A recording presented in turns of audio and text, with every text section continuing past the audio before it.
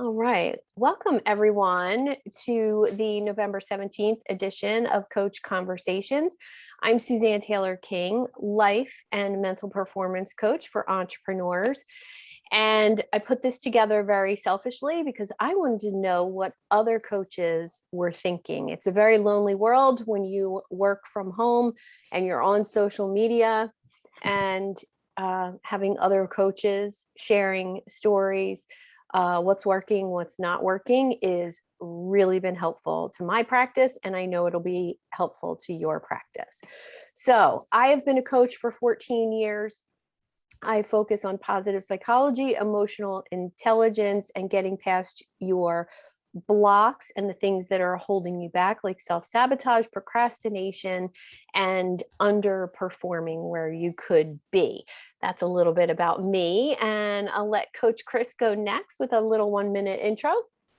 Sure. Thanks. Coach Chris with CM Consulting. I get to help small to medium business owners who are self-managing sales and shouldn't be. And so basically what I do is I help set up processes, metrics, KPIs, and I coach individual salespeople as well as teams. And that's really what I get to focus on. I have a niche that's really the HVAC slash home services, but I can coach anybody in any sales opportunity, I guess. So. That's who I am.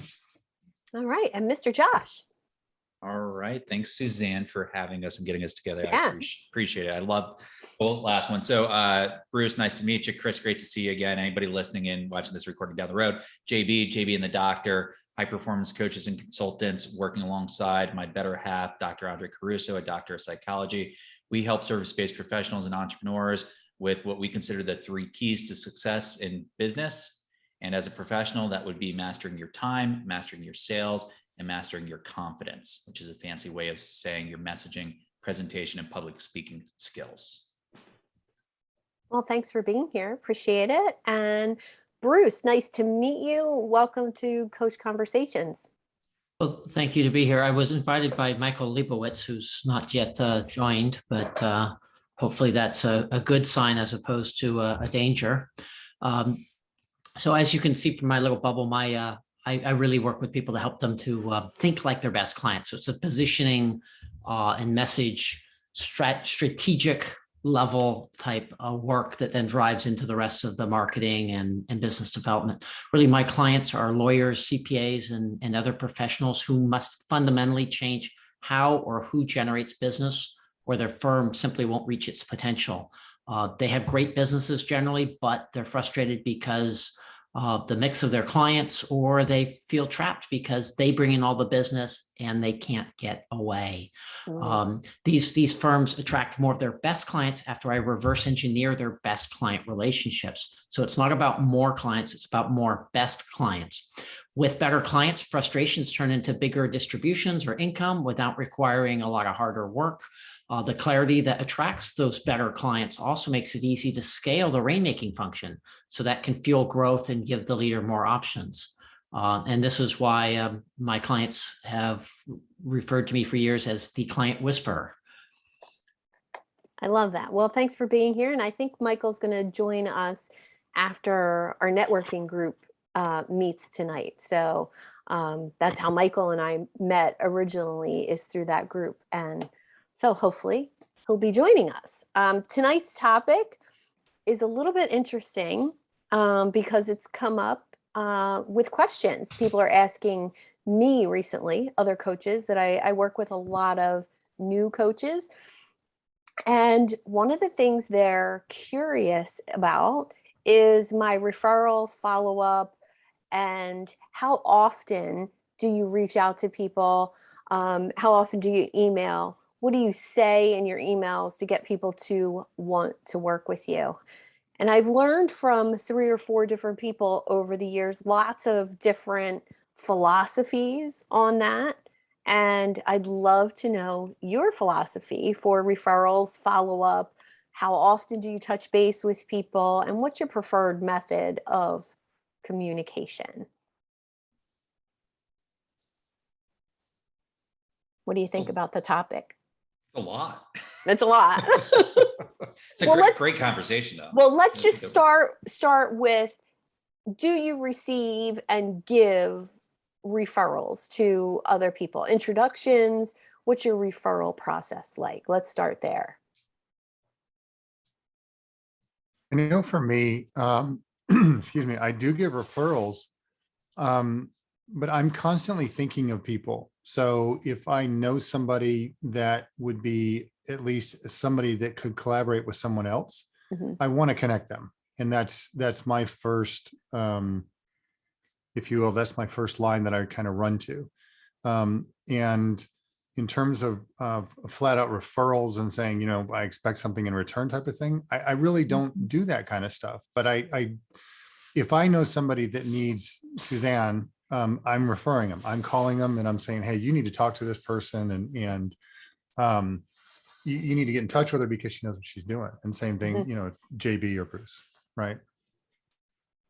Well, that leads me to question, when you do that, what does your process look like? How do you do that? How do you keep those people top of mind? Do you keep them in your phone? Do you have a spreadsheet? Or is it just from memory? A lot of mine is from memory, but I keep decent notes on most of the meetings that I go to. I've got a little journal, if you will, that I keep, that is specific for networking meetings, Hmm. and those kind of things. So this I keep specifically for those type of things, but and I have a decent memory with that kind of stuff. So for instance, I was in a networking meeting one time, and this guy said, oh yeah, I'm looking for somebody to help me to ghostwrite something. Hmm. And I said, I've been working with a ghostwriter and hasn't worked out very well. I was like, oh, okay. We talked for a little bit longer and I said, I know somebody and here's her name.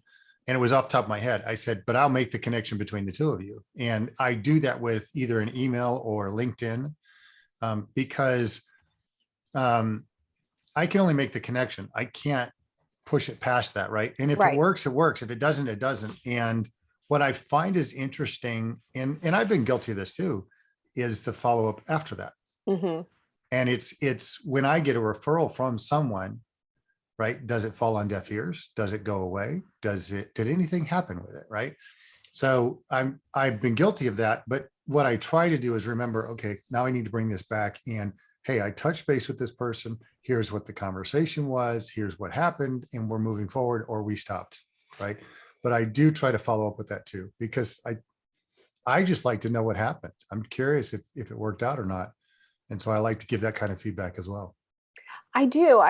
Recently when someone makes an introduction for me, not only do I say thank you before I connect with the person, but after I connect with the person, I give some feedback. And I'm realizing I really like when somebody does that to me. So that means I should be doing it.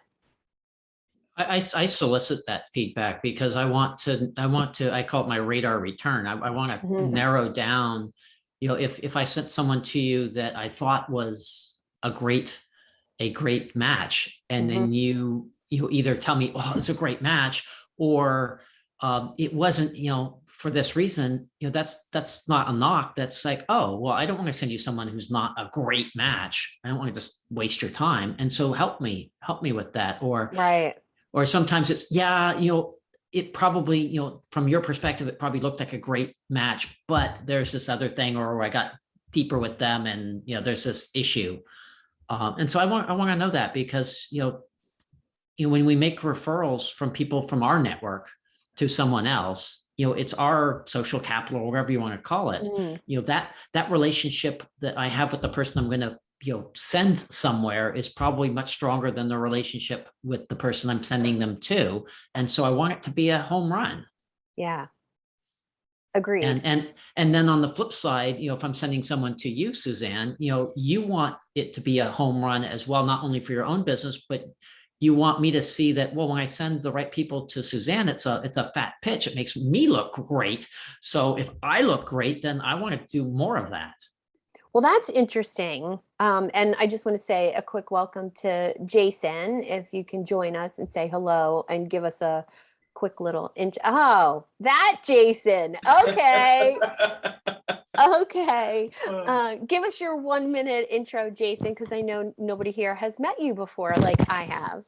How's everybody? I'm sorry I had a meeting that ran over. That's why I tried to tiptoe in and kicked over the door or something. But I'm Jason Integrity. I am a sales strategist and a coach. And what I do is I help businesses with their conversation with their customers.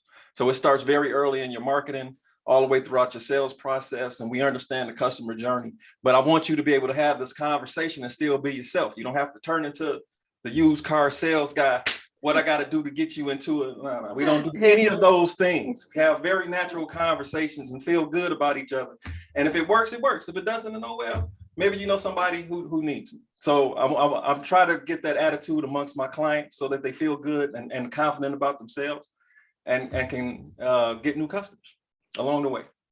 Awesome. Well, thanks for being here. I appreciate it. And tonight we are talking about giving, receiving referrals, recommendations, and your follow-up process. So far, we've kind of touched on that we all kind of feel the same about giving introductions and referrals to people.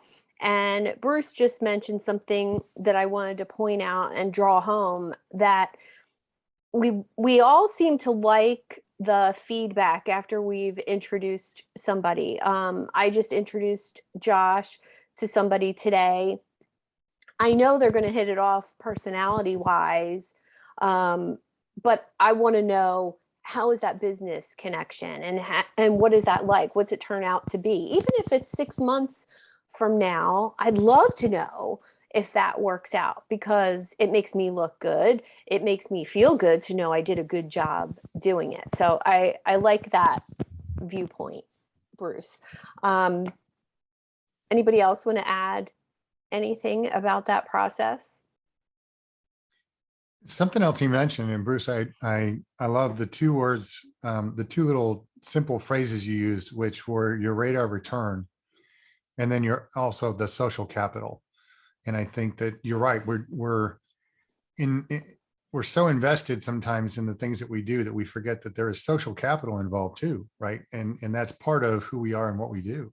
Mm-hmm. So we've got to kind of keep that on point and not let that get away with bad referrals or, not following up with people. Yeah, I mean, if you just think about it from a pure self-interest, I mean, yes, we refer to people because we like them and it's nice, but if you think about it from a purely business standpoint, who would you refer people to?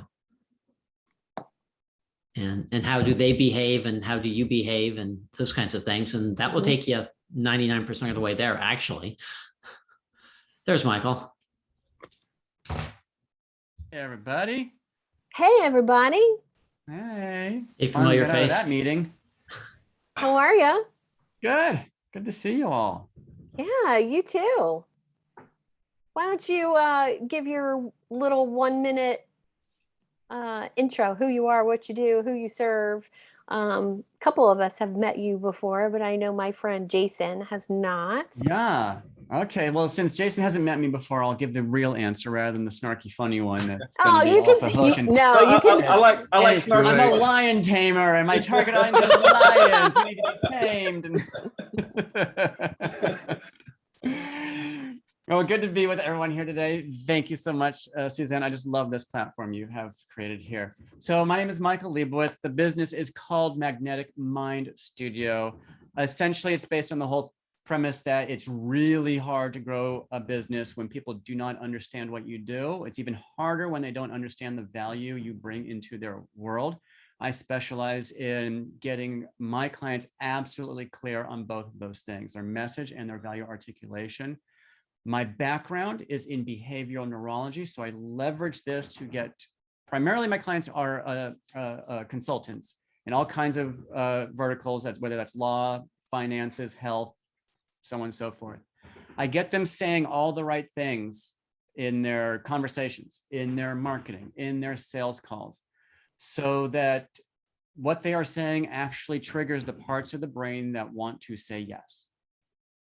Makes all these modes of conversation or interaction much more effective. And I can 2x to 5x a business just by talking about themselves differently. Awesome. Well, thanks for being here. I appreciate you and what you do. And your workshop that you give once a month is a huge value add Thank for you. I just anybody had- that I send.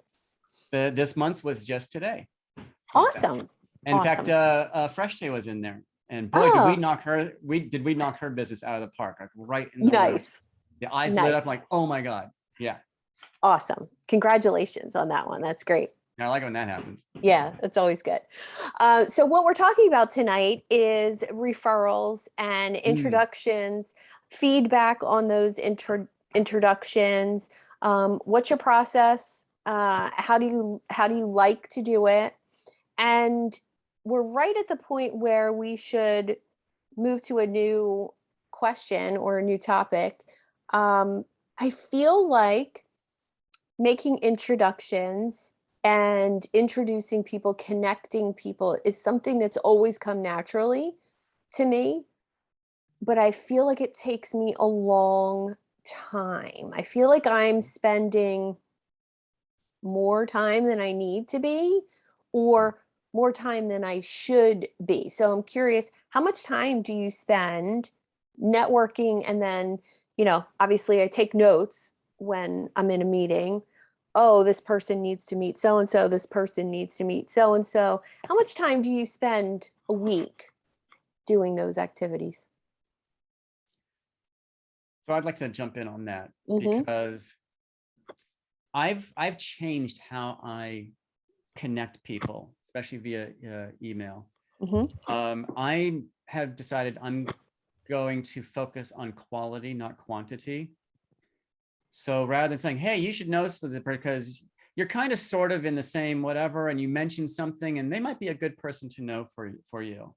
And I used to do a lot of that. And you're right. It takes a lot of time to write that email, especially, well, it's not that one email took a lot of time. It was that email plus the other 10, right? It's just, and then and it scatters your mind because you have to mentally compartmentalize this person with that person, because you have to think about that context. And then it was this person with that person. Now you got to think about that context. So it splits your attention in all kinds of different ways. But I decided to ditch that and go for quality, where I'm spending a lot more time pre-screening before I give an introduction. So in other words, so you're talking, Suzanne, like, I think this person I know, Ashley, might be a good fit for you for whatever. So I'm going to ask you more questions to make sure that's a good fit, and then say, I have a person who does X, Y, and Z, and I think you two might want to connect because of these reasons. Is this someone you want to talk to? And of course you say yes. And I say, great. I'm going to go send a quick note to Ashley to make sure she wants to have the conversation with you, right? And so I get you both agreeing, and then I make a nice connecting email. So is it the same amount of time? Maybe, but I'm making a much more quality referral that's focused, and I can have my attention on it. I don't feel like that split attention type of thing going on.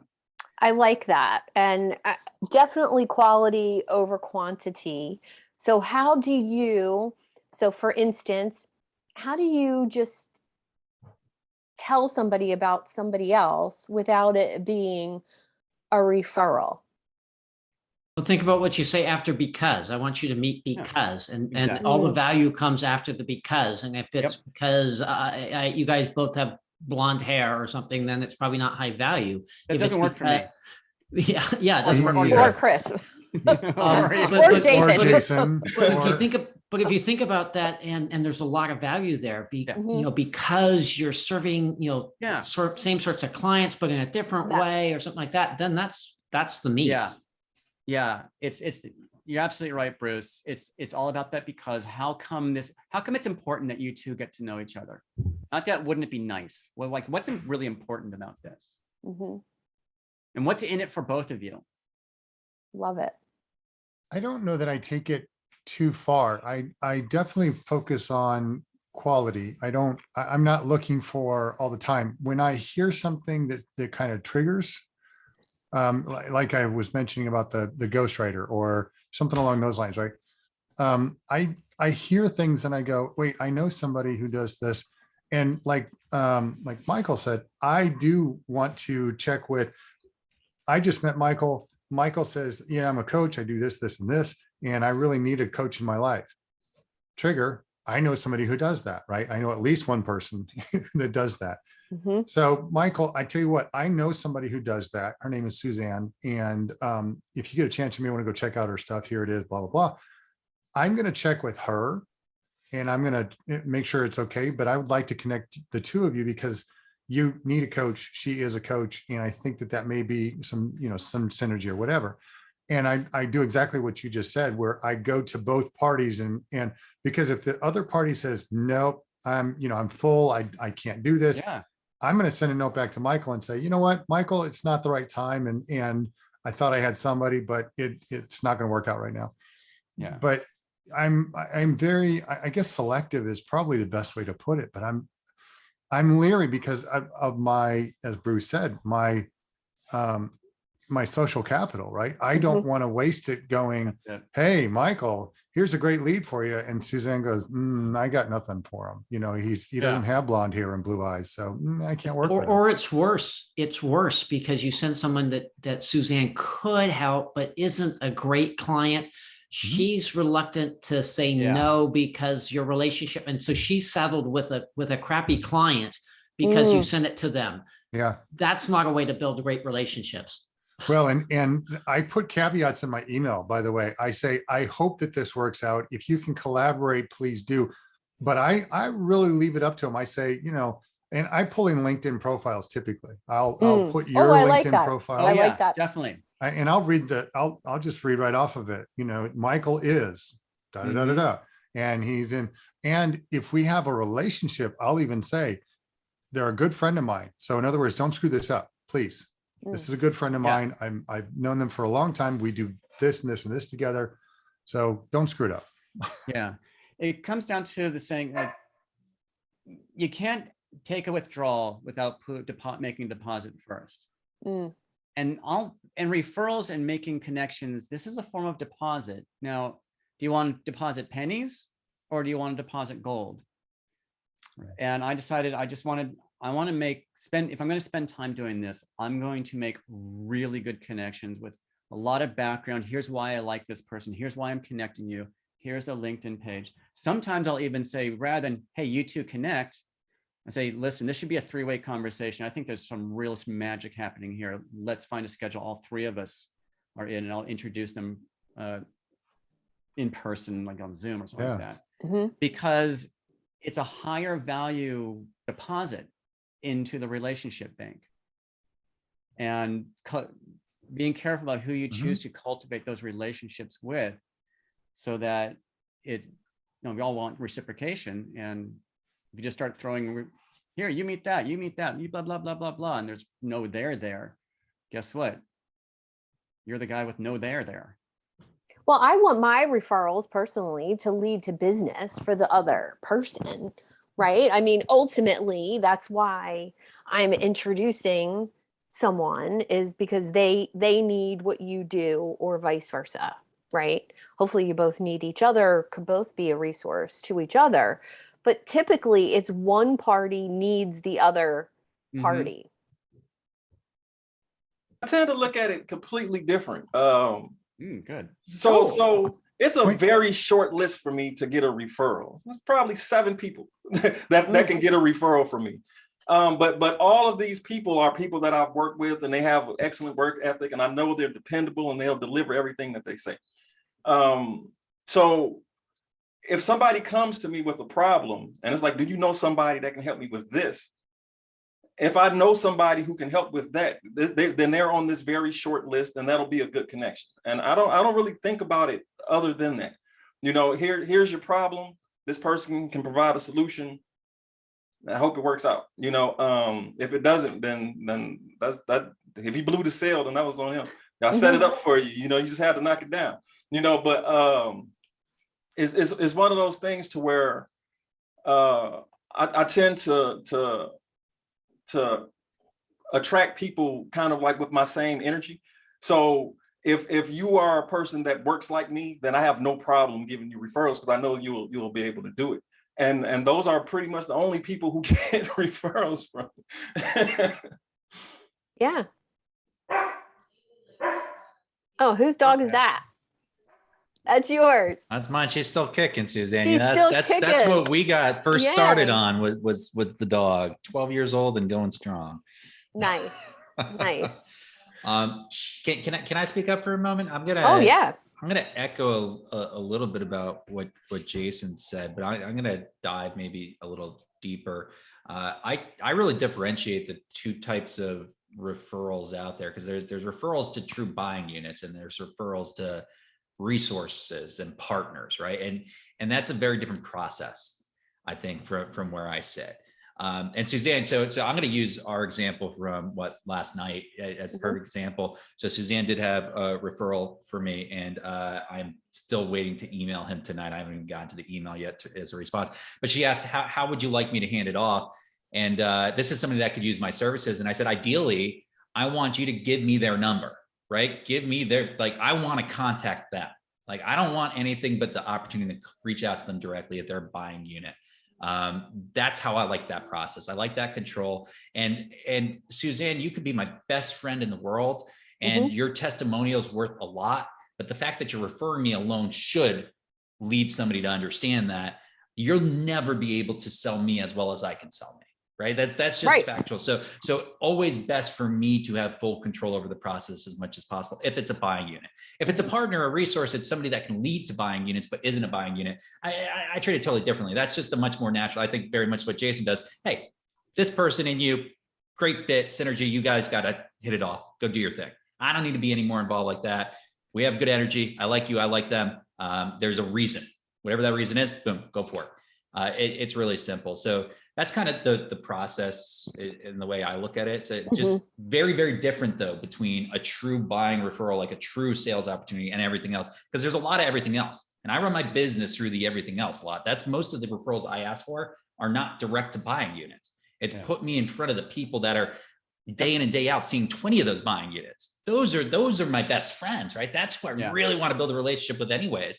Because one referral is fantastic and I love it and I'm thankful forever. And Suzanne, don't take this any other way. Incredibly grateful for the opportunity. Developing a relationship with somebody where I'm sitting down with 10 of those people every day. That is like, that's where I like to run my business. Yeah.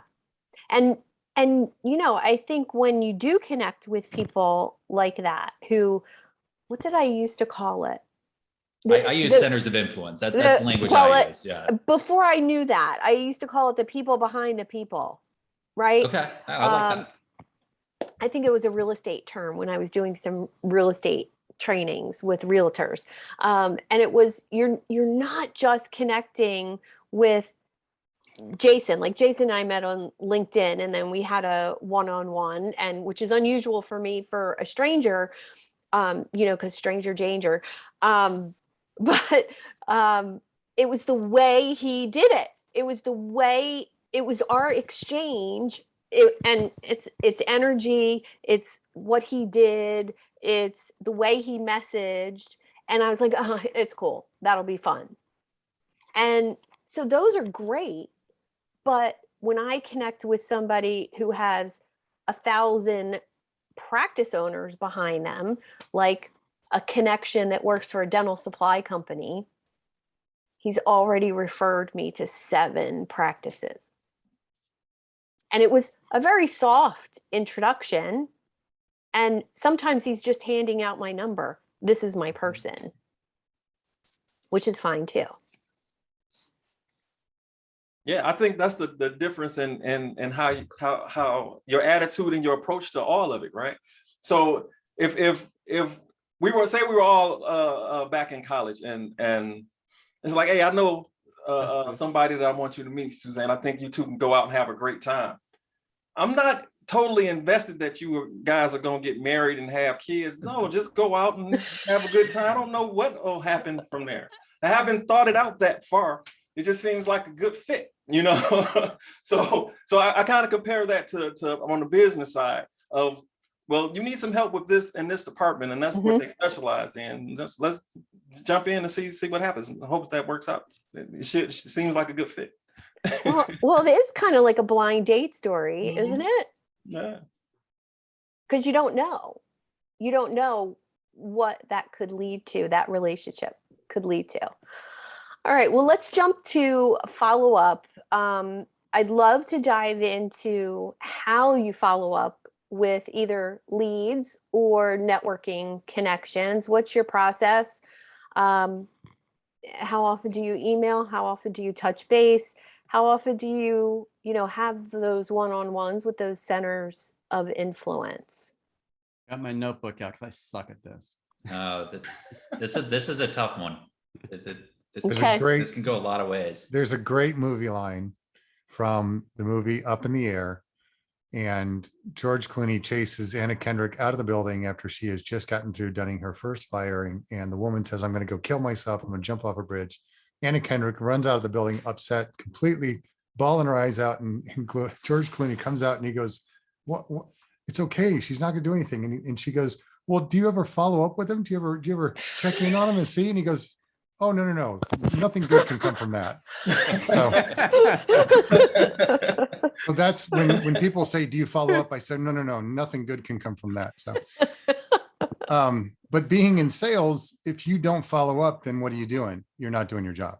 And so, there is a process, and I would love to say that I'm perfect at it, but I'm not. It's there needs to be some consistency with it. There needs to be some sort of, call it nurturing, drip campaign, right? I mean, something that you're reaching out and touching with specific information, right? Specific content. One of the conversations, Suzanne and I had this last week, and I thought it was a great conversation. And I'm modeling almost all of my emails now after that conversation, which is keep them short. And I try and keep them as short as possible. And it's just a couple of lines about looking forward to this, great connection on this, right? Let's get back together. I've got time here, and here, or here's my Calendly link, right? Whatever. But I really am trying to keep any kind of communication outside of, I have a monthly newsletter that I send out. That's got some content to it. But the first 2 or 3 lines they're grabbing, right? And one of my clients said that to me today. He goes, "Holy crap, there's less than 50 days left in the year." And I was like, yeah, because that was the first line of my email was, "Hey, just now that we know there's less than 50 days left in the year." And he said he read that line and he stopped. But that's what I try and do. I try and get the attention with something and keep it short and keep it brief. But how often do you follow up with people? I think it's dependent on who you're talking to. Are they somebody that you're trying to do business with? Did they come across as a warm lead? Right? Then I'm on them until they say no. And no may be not right now. It doesn't mean no. It means no, not right now. But you've got to stay on that, and with some frequency. And it shouldn't be every day at 3:30 because they may be gone, right? But it's 9:30 today. It's 11:30 tomorrow. It's 4:30 the next. If I haven't gotten in touch with them, right? You've got to mix it up. And like I told Suzanne the other day, if it's not on my calendar, I'm not doing it. Yeah. Same. I have to put in follow up at a specific time too. You follow up email, phone with a warm lead, somebody that's a business prospect. If it came across as a warm lead, I'm following up with phone calls. And if I can't leave, and I don't leave "Hey, I was just checking in with you," that's like the kiss of death, right? Just following up. Another one that's just it's, "Hey, Suzanne, I spoke with Jason the other day, and he said that you were interested in getting together. I've got some time Tuesday at 2, Wednesday at 3, Thursday at 5. Would one of those times work for you? I'll shoot you a follow-up email and we can go from there." Right? Something along those lines. But you've got to mix it up. You can't do the same thing and expect results over and over. Yeah. So go ahead. I was just going to say, anybody else on that? Yeah, I was ahead, gonna say, Bruce. I'm not perfect at my process, but I really like this, and the better I get at it, the more I get out of it. And I try not to chase after people. I want to have a short conversation with them And it's really around, I don't even know if you're interested in, attracting more of your best clients, with all the things that you have on your list. But when I talk to people like you about this, it's for one of these, 3 reasons, Love that. and, do you have any of those issues on your radar? And if it's a yes, then it's tell me a little bit more. And, is that important enough for you to do something about? And if it is, then I schedule a more in-depth, agenda-driven meeting that's discovery, that goes down to, ask them, what's the consequence of doing this or not doing this? And usually when it doesn't work, it's because I, have, flubbed and gone back to, old ways as opposed to doing, but it keeps it clean in terms of, I can't, speak enough about short emails. It's taken me a lot of work to, they're still too long, but keep them short. And then it's just, and Calendly is great because I never want to say, well, tell me some times that, work for you. It's here's, do these, 3 or 4 times work for you. I don't want it to be too much, because then it's too hard to make a decision. Or, if you don't mind the automation, the efficiency of automation, click on the link and schedule directly, or, give me a call and we'll compare calendars. Love it. I like when I jump in conversations and it falls right into my wheelhouse. I'm about to hit this one out the park. Y'all ready for this? All right, we're ready. Let's go. Let's go. The only thing that you really want to do is set up a conversation. Let's go from where we are as strangers and let's just get to the next step. We don't have to go from A to F. We just got to go from A to B. The only thing that we're really trying to do is get to the next step of the customer journey. And because you have been working on your marketing and your sales process, you already know what your customer journey is. So I need to get them into a meeting. Most of us, we need to get into a meeting. So however we met, wherever we met, it was a networking thing. That's the conversation. We met at the networking thing. We had a great conversation. I want to keep that going. You mentioned X. I can help you with Y, but I have a few questions, and let's jump on a call so that we can get on the same page. If during that conversation at that networking event that you had made any connection, they're going to go, oh yeah, that's right. I do need to talk to him. If you didn't really talk during the networking thing, they're going to blow you off, and then it's going to be a problem anyway.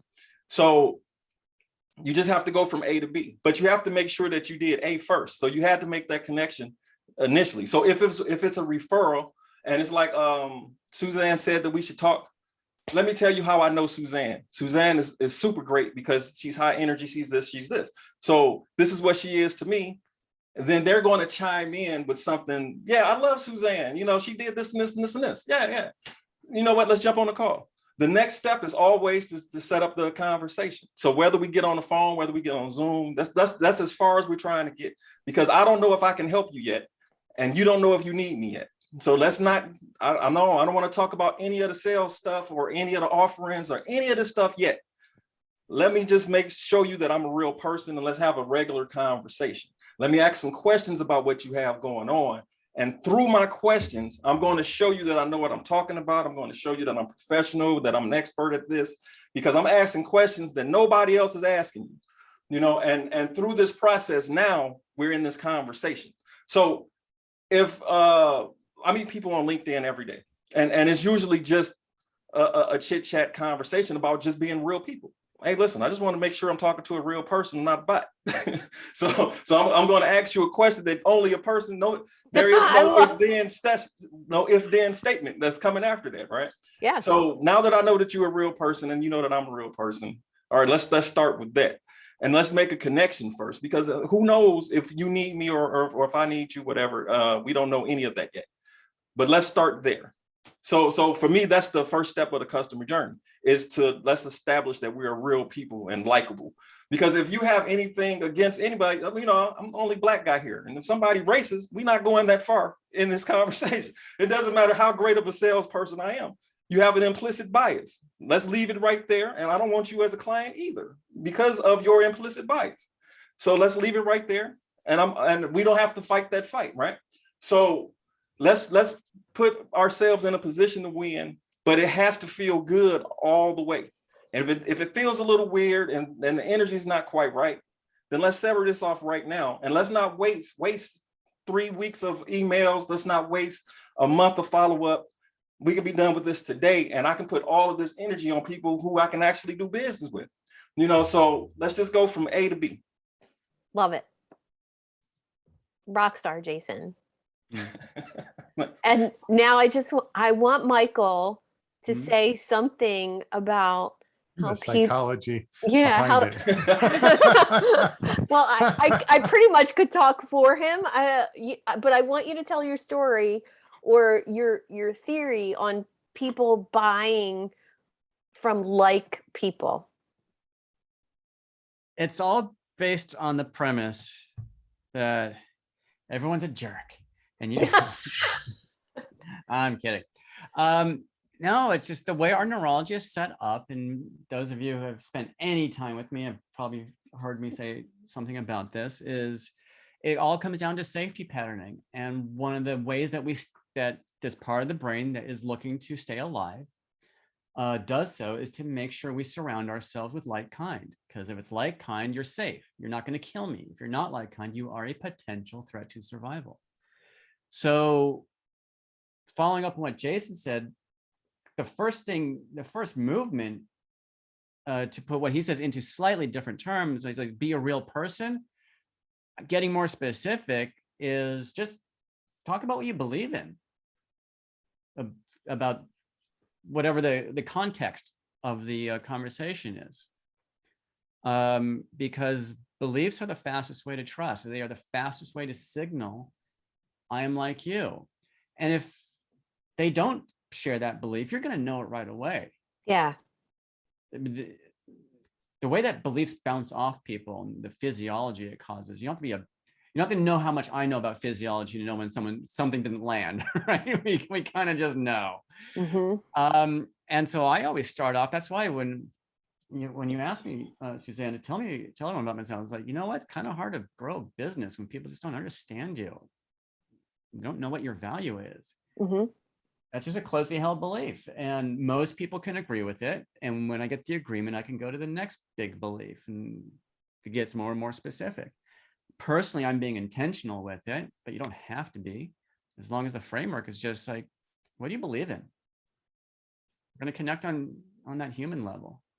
If it works out that we're going to be able to do business together, that's awesome, but that's for later. Yeah. I want to share that I connected with somebody I admire very, very much. I've been a fan of his podcast for a long time, little bit of a stalker on LinkedIn of his podcast and the people that he interviews and stuff. And we had a one-on-one. He asked for a one-on-one after I'd been commenting on his stuff forever. And it was first thing in the morning. And he lives in Florida. And he was super casual, and then it wasn't like dressed up or anything. And he's like, oh, I went surfing this morning before work. And I was like, oh, how are the waves today? And like, because I've been surfing since I was 12, and I don't get to do it every day like somebody who lives at the beach. And so 20 minutes goes by and we were talking about his surfboard and the waves of Florida. But I mean, it was just, well, when did you start? Oh, my dad bought me my first surfboard when I was 12 and blah, blah, blah. And it was, I feel like I know this person now. I'm not just a fan. Mm-hmm. He feels like he knows me. And now we have a whole inside joke, on social media about surfing and about waves and about what we like and what we don't like. And it's pretty amazing when that happens. Yeah. When you connect at that level, when you connect with somebody like that, nothing else matters. Mm-hmm. Everything else is a sidebar. Oh, by the way, you're the person that I'm going to use for whatever it is, because mm-hmm. we've connected and I trust you and I feel like we've built something. And why would we put that at risk to do bad business? Once you have that connection, now the connection itself is valuable. So we can now rely that because we've made this connection, that the rest of the relationship will continue to grow the same way. Yeah. So I'll be a little contrarian. I'm a big fan of Michael's, so it's not at all, contrary to, but a little bit different spin on it.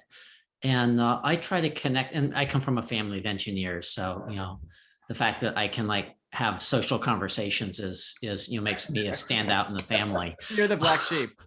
But so I try to connect with people to get that same sort of connection, but it's by showing that there's an alignment between our goals. So it's not that we're both surfers, but what do you want? You want more of your best clients because they're the ones that make your life, a joy to do what you're doing. Because most of the folks I work with are professionals that went into the law or they went into accounting because they actually like doing that. And then as they get further in their career, there's things like clients that aren't so much fun and, mix and things like that kind of suck some of that away.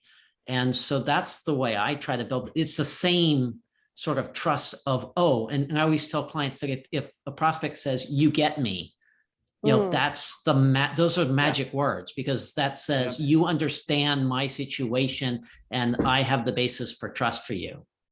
Yeah. Mhm. And I'd love you to say more, because what I heard was that you build rapport based on alignment, synergy of your goals and their goals. Their goals and my goals. Yeah. It doesn't my goals only matter to yes, I want to have my goals aligned with theirs, but if their goals don't align, then there's no point. And so I'm talking to people that if they don't want to, if they just want to sell used cars or something, they'll take, any client is a great client. I don't care. It's just about the money. We're not going to resonate. They're not going to. It's people that want to. Earlier today, in fact. Yeah, it's people that, wow, if only I could. I spend 80% of my time on these handful of clients that, they pay me and everything, but they're just an energy suck. And it's like, well, I bet you have some other ones that you actually get energy from. It's like, oh yeah, it turns out they're way more profitable. They take less time, but they think that, well, they just have to fish with a net. So I say, you can fish with a spear. Would you? It's like, okay, so now you get me. Do you believe? Are you honest? Do you believe this? You're aligned with what we're trying to do from a business standpoint. Whether we have the same, hobbies or politics or things like that, is off the table. Yep. I end up being friendly with a lot of my clients, but it's not the way. Now, I'm less of a coach than some of the rest of you that, deep personal trust. Yeah. Where that's going to be more important. Notice though, Bruce, what you did there was by saying, hey, you don't have to fish with a net. You can use a spear. That's a belief. Yeah. Right. Absolutely. What you're not doing is saying, hey, I got all these techniques. And if you try these techniques, it's all fun. It's all engineering, like tab A into slot B type thing. No, you're talking about your beliefs. And when they hear that, that's the connection you're talking about. Love that. The context though, is we're aligning on goals, and that's fine. So like I said before, it depends, whatever context you're in, you want to talk about your beliefs within that context. And I like that. I would learn something every time I talk to Michael. So thank you. Well, if I learn something new every time I open my mouth. I have no idea what I'm about to say. And Bruce, I was going to say, fish with a spear, not a net. You should have that somewhere on your website.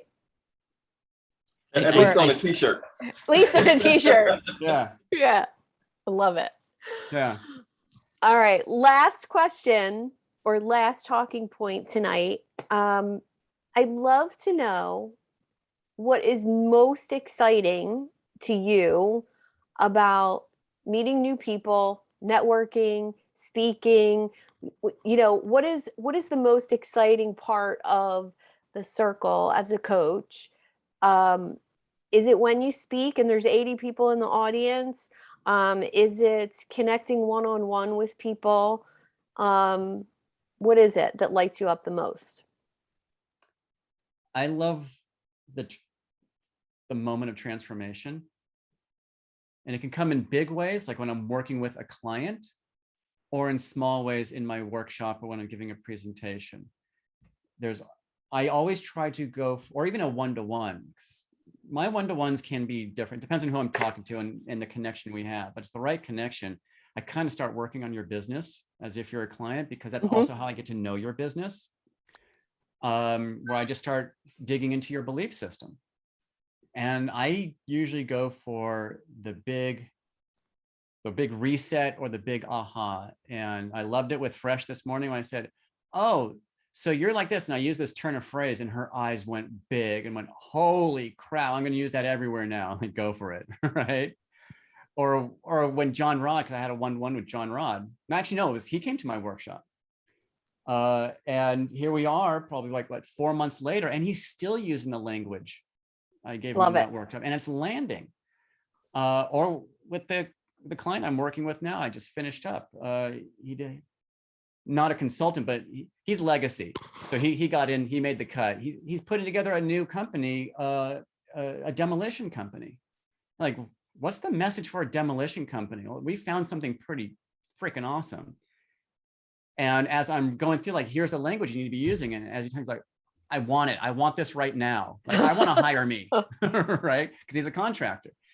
When I get to that reset, and I call it a reset because it resets their frame of understanding their business.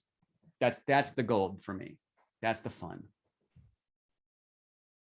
Awesome. It's very, very similar, very similar. It's the transformation. It's that moment. Yeah. Whether it's, it starts with early conversations when, the figuratively scratching their head thinking, wow, I hadn't thought about it that way. Yeah. That makes a lot of sense. Most of my clients at some point, I do a lot of interviews with their clients. At some point, they have a revelation, and a lot of times they express it as, and then a switch flipped in my head, and it totally makes sense now. Yeah. They can't unsee it. It's the moment when they can't unsee it. And that means like it's going to be wildly successful. It's sticky. Yes. It's not this thing of, there's no accountability at that point. It's, how fast can we go, and, keep me from getting distracted. Right. Love it. Yeah. Anyone else? I feel like I'm echoing the same thing. I like when you put in all of the work and then now they're doing it, and they're doing it on their own. It's not so, having these conversations are quite difficult for a lot of people, and even if they have a great product, they don't necessarily know how to explain it, or they don't know who to talk to or how to target and all this stuff, and they tend to get in their own head about all of it, and now they're self-conscious and already staring at me, already listening. And once we get them past that, and then they can just get into their flow, and then it happens, and then they got a client, and they picked up a customer, and they're like, "Yo, it worked." And it's like, "Yeah, it worked. It was in you the whole time."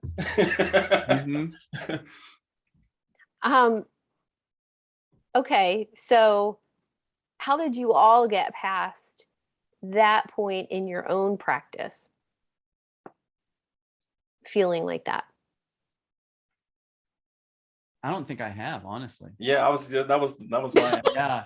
I knew from the beginning, I had a sense of it early on, but I kind of came to understand, like, the only business that I can't work on is my own.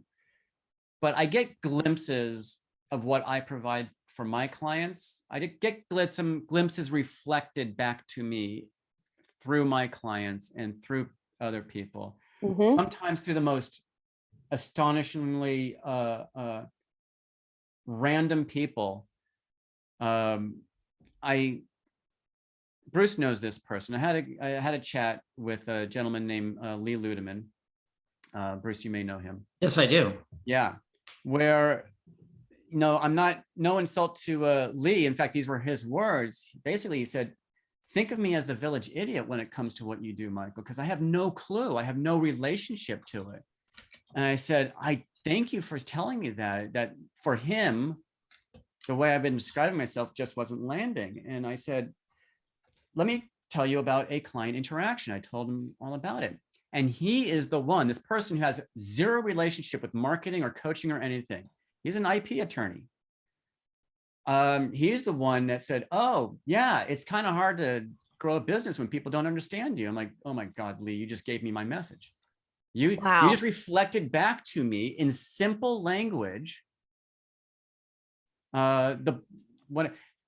what I do, just based on hearing me talk about how I made this transformation for someone. Wow.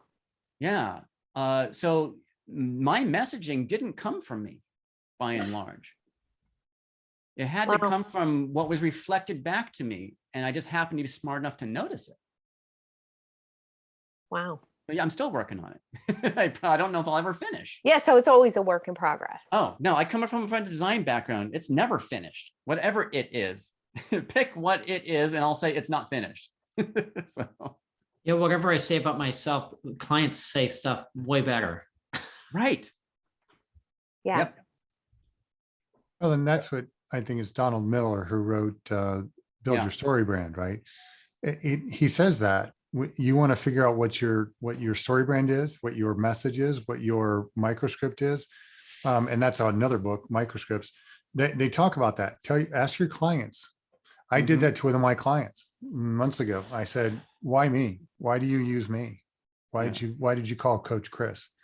And he said, because you teach all of our people, you do these wonderful things, but you also build our culture. Mm. And I went, holy crap. Yeah. That's deep. And so mine is a little bit different than everybody else's, though I love the transformation piece of it. It's why I do coaching as opposed to training, right? I want to see people come through the process. I want to see them get better than they were before. But my why is I'm inspired to help people do what inspires them so that they may be fulfilled.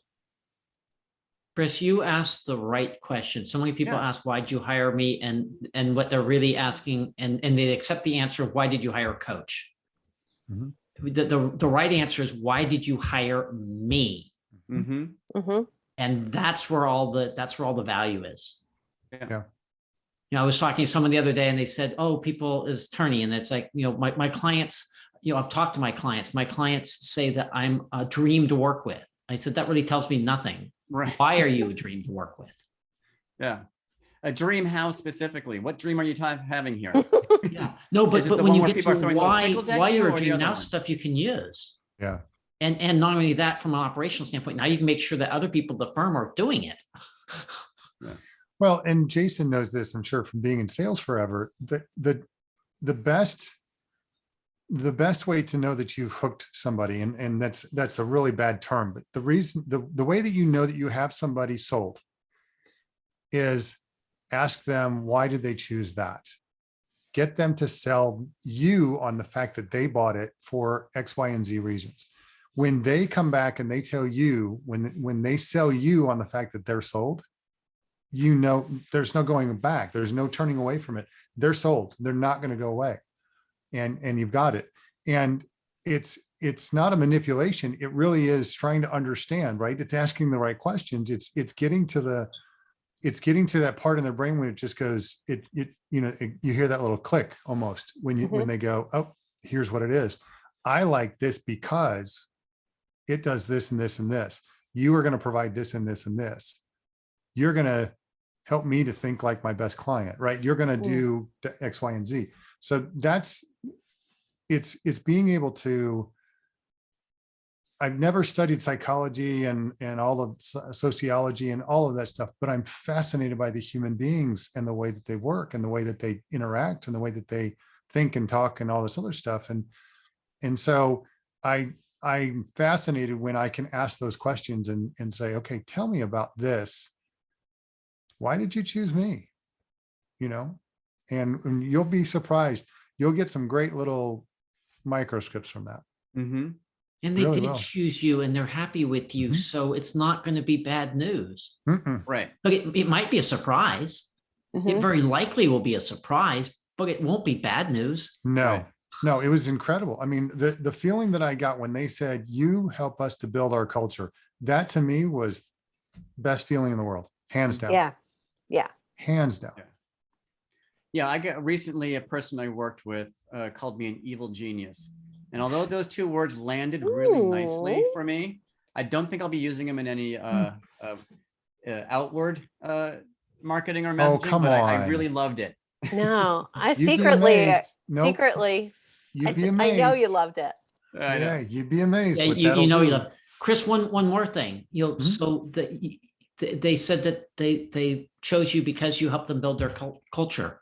Mhm. And there's one more why. Why is that important? Yeah. Mhm. Now you've got something really powerful, as opposed to we helped Yeah. them build their culture. We helped them build their culture so they were able to triple the size of their business, without anyone going at their throats or whatever it is. It could be individual to their firm Yeah. or their Mhm. organization.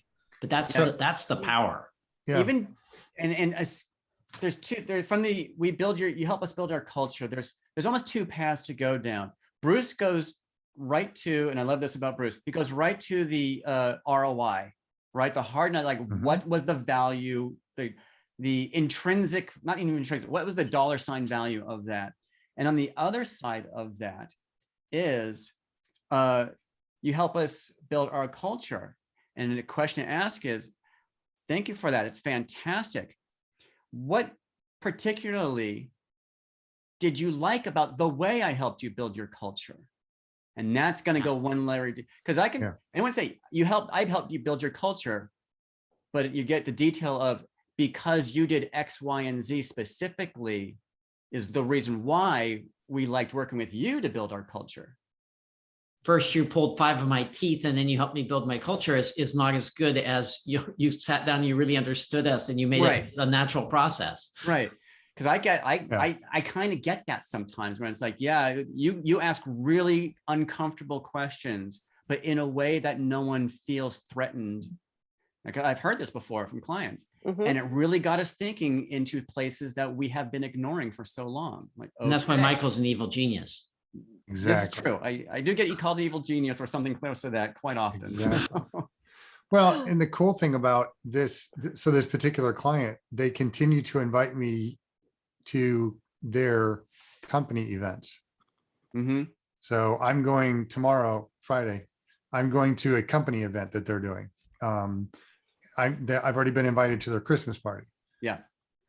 They want me involved in doing different things. And we affectionately call the time on Friday or Wednesday mornings at 7 a.m. The owner's therapy. It's his therapy time. I get that a lot too. I mean, but a lot as a coach, what do? We listen to what they say. We ask the right questions and we get them to dig a little bit deeper and think a little bit more. And it's not some huge whiz bang right thing. It may be a huge aha moment, but we really dig into and talk about the things that they need to talk about. And that's what I love about what I do is I get to have those conversations. And oh, by the way, we nudge a little bit this direction and we nudge a little bit that direction. And then, next thing you know, you're invited to a Christmas party. Yeah. Or a wedding or a wedding. The things. Yeah, the things. Yep. Yeah. Hey, Chris, the groom didn't show up. Can you fill in? Yeah, no. No. The hard pass.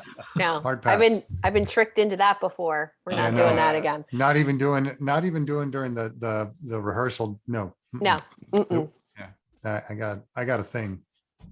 All right. Well, we're going to wrap up. We're 5 after 8, a little past 8. I just want to say thank you for bringing your honesty, your wisdom, your questions. Josh, you were very quiet tonight. A lot of listening.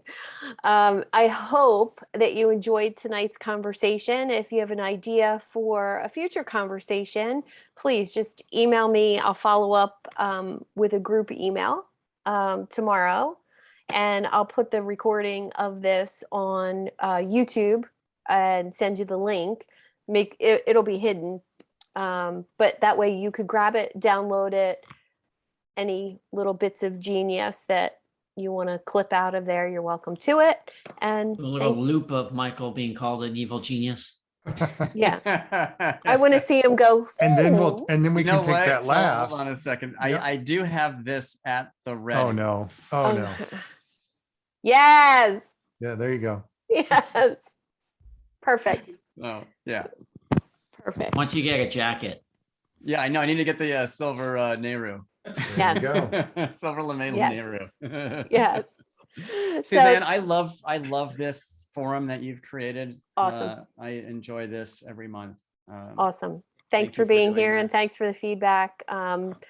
Suggestions, comments, always welcome. And I look forward to connecting with everybody soon.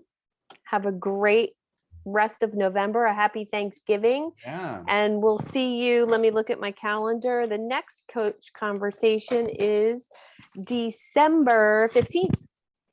See you there. Sounds good. Okay. Thank you. You're Okay, welcome. take care. Night, Bye. Bye, guys. everyone.